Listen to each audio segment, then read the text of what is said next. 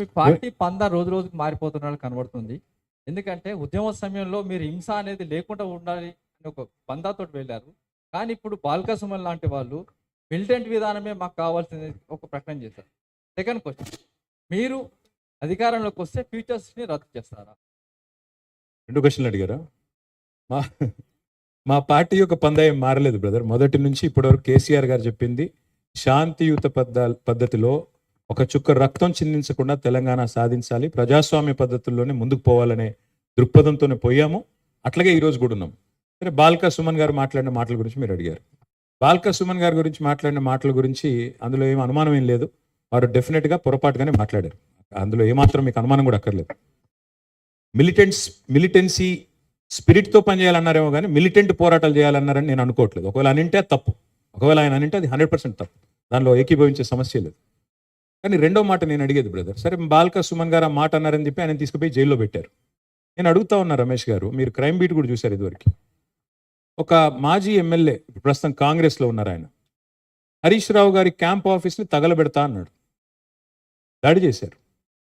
కేసీఆర్ గారి గజ్వేల్ క్యాంప్ ఆఫీస్ని తగలబెడతా అన్నాడు. ఆయన మీద కనీసం కేసు అన్న పెట్టారా? అట్లాగే ఇంకో ఎమ్మెల్యే జడ్చర్ల ఎమ్మెల్యే గారు, అక్కడ ఒక ఫార్మా కంపెనీ ఉంటే దాన్ని తగలబెడతా అన్నాడు. ఎమ్మెల్యే గారు, సిట్టింగ్ ఎమ్మెల్యే బాల్క సుమన్, మాజీ ఎమ్మెల్యే. ఏం యాక్షన్ తీసుకున్నారు? అట్లాగే మొన్న ఒక ఎమ్మెల్యే గారు చెయ్యి నరికేస్తానో ఏదో అన్నాడు. ఏం యాక్షన్ తీసుకున్నారు? నేనేమంటున్నా అంటే, జస్టిస్ అయినా లా అండ్ ఆర్డర్ అయినా సెలెక్టివ్గా ఉంటే కుదరదు. బాల్క సుమన్ మాట్లాడింది తప్పని మీరు భావిస్తే మరి ముఖ్యమంత్రి గారు స్వయంగా అన్నారు కదా మా జెండా దిమ్మెలు కూల్చాలని. అది హింస కాదా? ఎవరు ముఖ్యమంత్రి గారు ఆ మాట అనడానికి?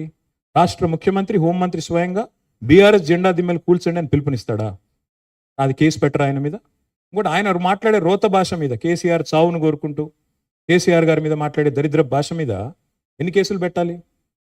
కాబట్టి కేవలం బాల్క సుమన్ మాట్లాడిన దాన్ని ఒక ఫ్రేమ్లో చూపెట్టి మరి కాంగ్రెస్ నాయకులు బారా ఖూన్ మాఫ్ అంటే అది కుదరదు.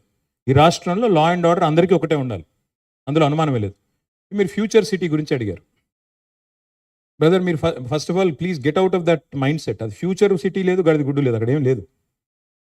It was land that was acquired for pharma city. Hyderabad pharma city కోసం 14,000 ఎకరాలు ల్యాండ్ అక్విజిషన్ చట్టాన్ని వినియోగించి మేము ఆ ల్యాండ్ తీసుకున్నాం. 7 సంవత్సరాలు పట్టింది ఆ ల్యాండ్ సేకరించడానికి.